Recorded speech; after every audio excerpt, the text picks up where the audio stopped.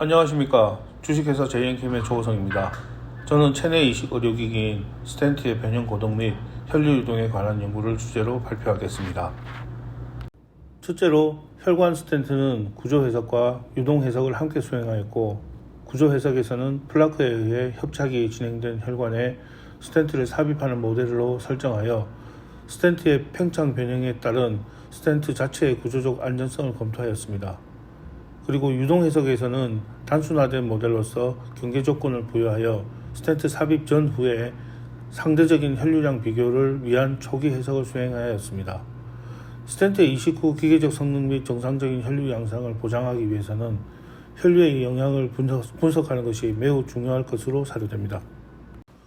둘째로 이비인후과용 스텐트는 삼출성 중이염 치료를 목적으로 사용되는데, 스텐트의 유치 안정성을 향상시키기 위해 형상기억학검을 활용하여 스텐트 양단이 팽창 변형하는 모델로 설정하여 구조 해석을 수행하였습니다. 상기의 CMNS는 태성 SNE와 당사가 공동 작업하여 절차를 수행하였고, 관련된 연구에 대하여 지속적으로 협업하고 있습니다. 향후에는 펄스드, non-Newtonian blood flow의 트랜전트 해석을 통해 물성과 경계 조건 처리 방법에 대한 추가적인 연구를 수행하여 현실성 있는 조건에서의 혈류 속도, 압력 분포 및 혈류 재순환 영역의 생성 여부 등 혈류 특성과 월시어 스트레스의 변화를 분석하고자 합니다. 그럼 첫 번째 이슈인 혈관형 스텐트의 CMS에 관하여 상기 순서로 설명드리겠습니다. 혈관형 스텐트는 PCI라고 하는 경피적 관상동맥 중지술에 사용되는 스텐트입니다. PCI는 그림과 같이 좁아지거나 막힌 신장의 혈관을 넓혀주거나 뚫어주는 시술로서 관상동맥 질환인 협심증과 심근경색증에 시행하는 대표적인 시술 방법입니다. PCI 시술은 그림과 같이 스텐트가 혈관의 병변에 위치한 후 벌룬 카테터에 의해 팽창하여 혈관 내광에 유치됩니다. 이러한 PCI 시술을 분석하기 위한 CMS 절차는 다음과 같습니다. 실제 시술에 따른 스텐트와 혈관의 변화를 분석하기 위해 시술 과정을 단순화 및 이산화를 통해 해석 가능한 수학적 모델을 수립하고, 실제 현상에 적용되는 변화를 수학적으로 구현할 수 있도록 압력 변이 등의 경계 조건을 입력하여 계산해서 실제 현상에 대한 근사해를 구하게 됩니다. 스텐트의 변형은 제조 공정에서의 직경인 이니셜로부터 혈관에 삽입하기 위해 압축한 직경인 크림핑, 병변에 도달하여 팽창된 직경인 익스펜딩, 스텐트의 탄성 회복에 의해 감소된 직경인 리코일로 단계별로 변화하게 됩니다. 앞서 말씀드린 스텐트의 직경 변화에 따라 스텐트의 각 부분에서 럽처, 프랙처, 오버랩 등의 다양한 디펙트의 발생을 억제하고 의료기기로서 요구되는 레디얼 펄스, 플렉서빌리티, 컨포빌리티 등의 기계적 성능과 리코일, 포셔터닝과 같은 형상 유지 성능을 확보하기 위해 여러가지 설계 요소를 고려해야만 합니다. 그런데 스텐트의 대표적인 기계적 특성인 레디얼 펄스와 플렉서빌리티는 서로 상반된 성능이며, 시소의 양단과 같이 한쪽으로 치우칠 경우 다른 특성이 매우 취약해지는 문제점이 있습니다. 따라서 스텐트의 기하학적인 설계 요소인 스트럿과 브릿지의 형상, 치수, 배열 위치 등의 조합을 통해서 각 기계적 성능의 향상과 밸런스를 구현하는 것이 매우 중요합니다. 다양한 설계안에 대해 ISO 규격에 따라 다양한 시험을 통해 스텐트의 성능을 검토해 볼 수 있지만, 이 방법은 다수의 시행착오를 거쳐야 하므로 앞으로 설명드릴 CMNS를 통해 설계 목표를 달성하기 위한 비용과 시간을 획기적으로 감축시킬 수 있습니다. 프로토타입으로 설계된 스텐트의 기계적 성능을 검증하기 위하여 그림과 같이 혈관 내부에 플라크를 설치하였고, 혈관 내광이 협착된 모델을 구현하고 스텐트를 삽입하여 변형되도록 해석을 수행하였습니다. 해석 모델의 단면을 보시면 스텐트가 혈관에 삽입되기 위해 최초 제조된 직경보다 작은 직경으로 크림핑된 상태입니다. 해석 모델의 기계적 특성은 해석 결과에 매우 큰 영향을 미칩니다. 이미 몇몇 연구자들이 혈관의 기계적 특성에 대하여 무늬 리블린 초탄성 구성 방정식을 적용하거나 비등방성 재료로 고려한 연구 결과도 있습니다만, 본 연구에서는 앞서 말씀드린 바와 같이 실제 혈관과 플라크를 단순화한 초기 해석 결과임을 미리 밝혀드립니다. 스텐트가 병변에 팽창되어 혈관 내광을 확보한 해석 결과를 보여드리고 있습니다. 해석 결과를 보면 스텐트의 직경이 변화함에 따라 플라크가 함께 확장되는 것을 볼 수 있습니다. 스텐트가 최대 직경에 이르렀을 때 최대 응력이 스텐트의 어느 부분에 집중되는지 그 크기가 얼마인지 파악할 수 있고 혈관과 플라크의 변형 양상도 함께 확인할 수 있습니다.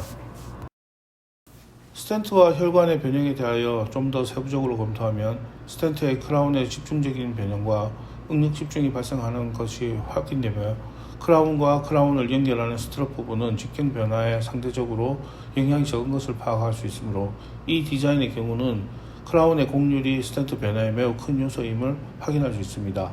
또한 크라운의 곡률을 조절하여 더 낮은 응력을 받을 수 있도록 설계 변경할 수 있으며 직경 변화에 따른 스텐트 전체의 길이가 변하는 포어쇼트닝도 조절 가능합니다. 스텐트의 변형에 의해서 혈관과 플라크가 어떤 영향을 받는지 검토가 가능합니다. 플라크는 변형이 가장 심한 중심부에 응력이 집중됨을 파악할 수 있으며 이를 통해서 스텐트 확장 변형이 혈관 손상을 유발할 가능성에 대해서도 검토가 가능합니다. CMNS의 포스트 프로세서는 스텐트와 혈관을 단층 촬영하는 것과 같이 방향으로 여러 부분을 절단하여 혈관과 스텐트의 응력 집중을 파악할 수 있으므로 국부적인 손상을 파악할 수 있습니다. 다음으로 혈관 스텐트의 유동 해석 결과입니다.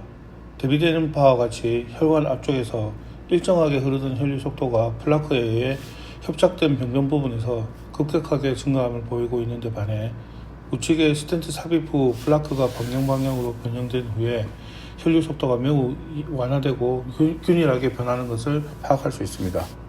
앞선 결과와 마찬가지로 협착부의 속도 벡터 또한 같은 양상을 파악할 수 있습니다. 혈류 유선의 양상을 보면 협착부 이후로 재순환 영역이 보이는데 스텐트 삽입 후 재순환 영역이 사라진 것을 확인할 수 있습니다.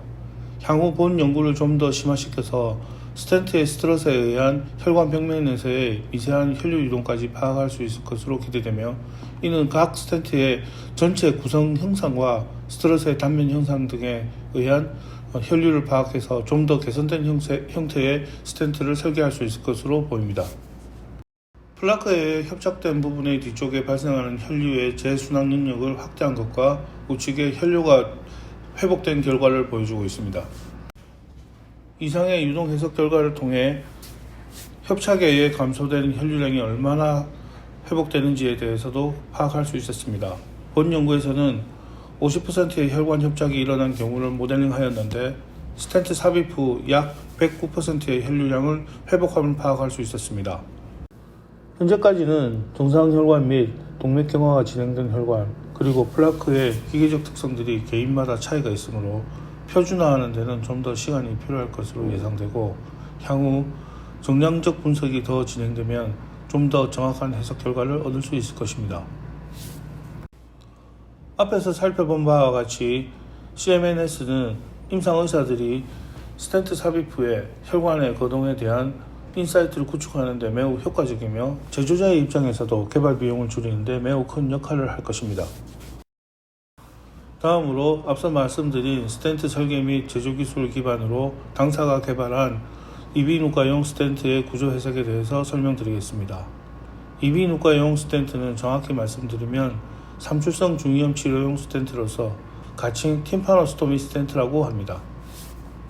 팀파노스토미 스텐트의 요구 특성 중 고막 유치 안정성이 가장 중요한 특성입니다. 이를 성취하고자 니티놀을 스텐트 소재로 채택하여 모델을 설정하였고 스텐트의 초탄성 형상회복 변형 고동을 파악하여 설계에 반영하였습니다.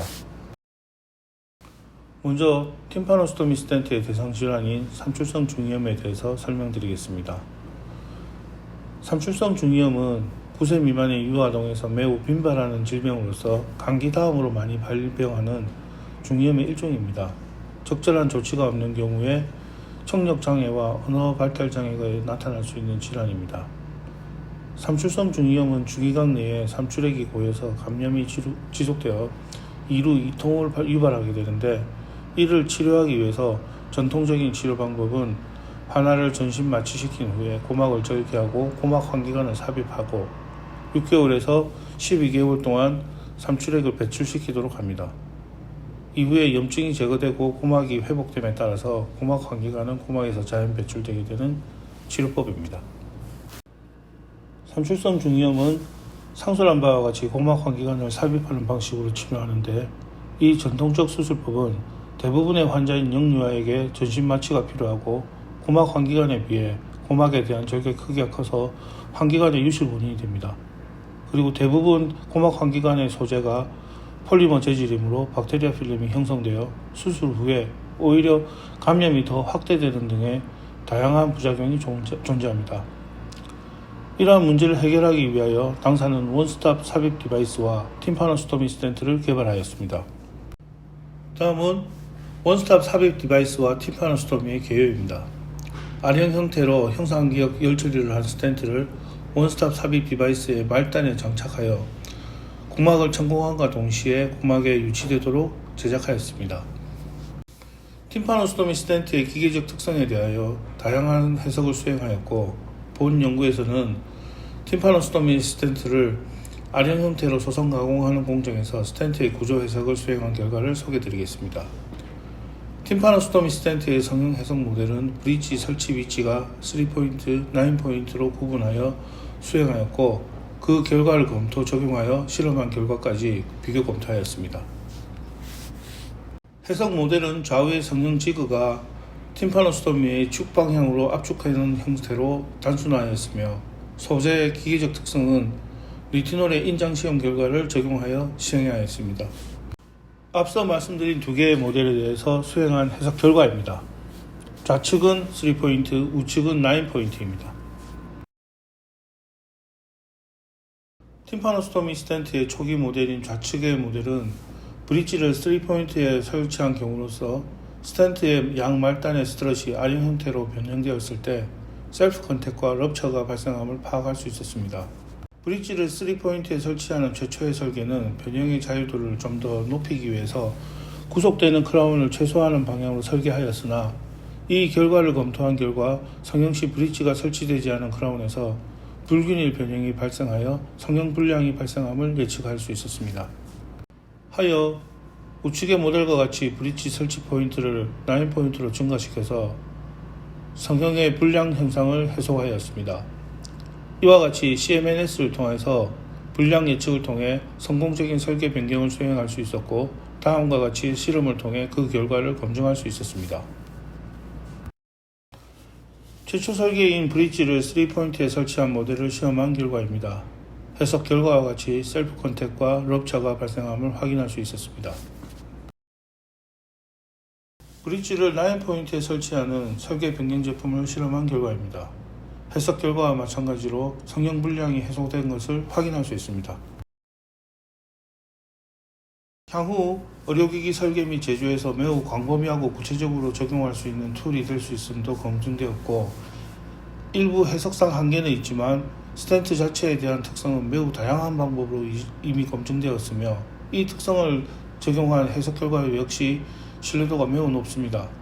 또한 의료기기의 개발 단계에서 임상의사의 임상적 경험과 지식을 실제 생산 시스템을 갖추기 전에 미리 현실적으로 구현할 수 있고, 제품의 요구 성능과 제조 시스템의 유효성 및 생산성 측면에서도 충분한 기능을 할 수 있음을 확인하였습니다. 이상으로 제 발표를 마무리하겠습니다. 감사합니다.